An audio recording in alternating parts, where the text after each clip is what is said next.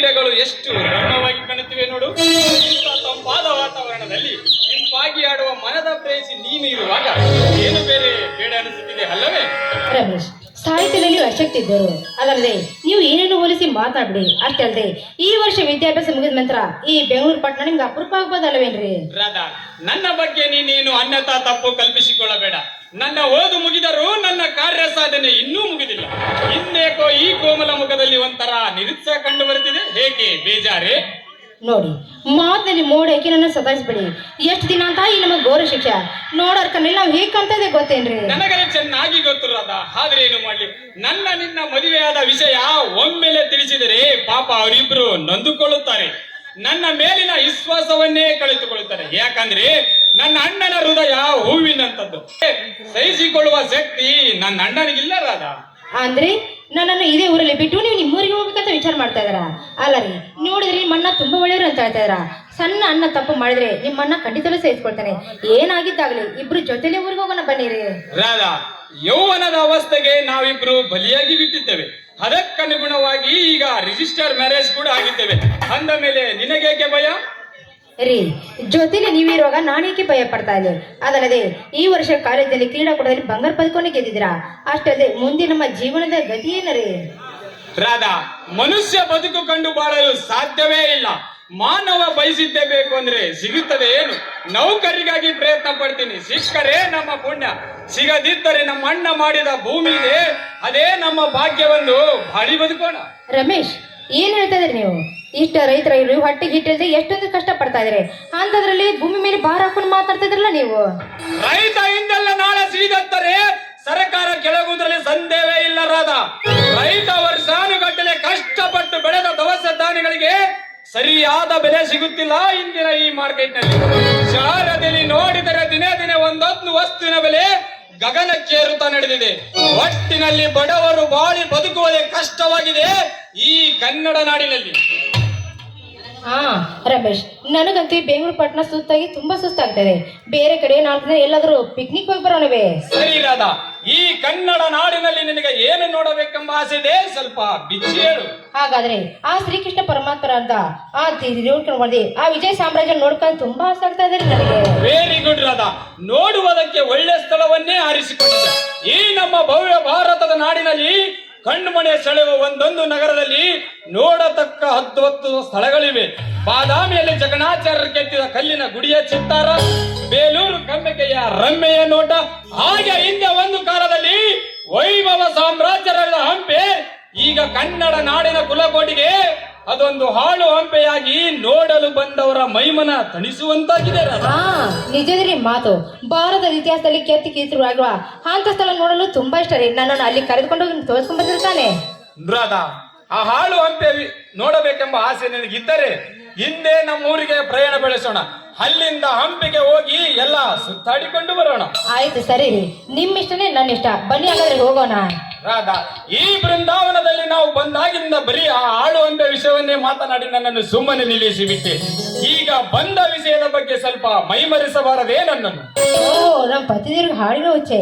ಆಯ್ತು ಸ್ವಾಮಿ, ನಿಮ್ಮ ಇಷ್ಟದ ಹಾಡಿಕೊಂಡಿರ್ತೇನೆ. ರಾಧಾ, ನಮ್ಮಿಬ್ಬರ ಈ ಬಾಳ ಬಂಧನ ಆ ದೈವ ಸಂಕಲ್ಪವೇ ಕೂಡಿದೆ. ಅಂತೆ ಆ ದೇವರೇ ನಮ್ಮಿಬ್ಬರನ್ನು ಒಂದುಗೂಡಿಸಿದ್ದೇನೆ. ರಾಧಾ, ಕೆಂಡ ಉರಿ ಸೂಸುವಂತ ಸೂರ್ಯನಾಗಿ ನನ್ನ ನೋಡದಿರು. ಯಾಕಂದ್ರೆ ರಾತ್ರಿ ತಂಪ ಸೂಸುವ ಚಂದ್ರನಂತ ಪ್ರೀತಿ ನನ್ನದು. ಎಲ್ಲಿ ನಿನ್ನ ಮಧುರ ಕಂಠದಿಂದ ಒಂದು ಪ್ರೇಮಗೀತೆ. ಹಾಗೆ ಆಗಲ್ಲ, ನಿಮ್ಮ ಮಾತಂತೆ ಹಾಡಿಕೊಂಡಿರ್ತೇನೆ.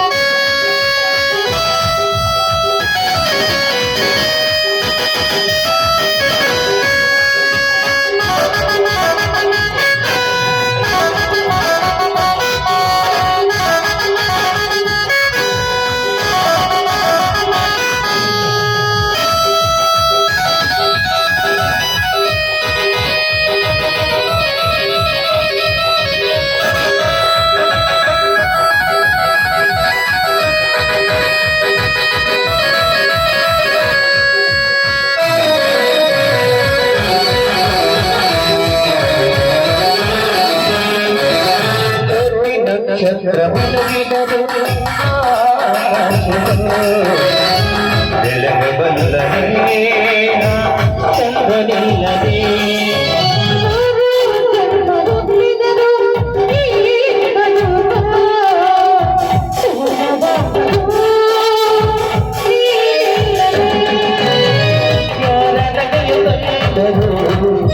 ನನಗೆಯ ಹುಡುಗಾಟ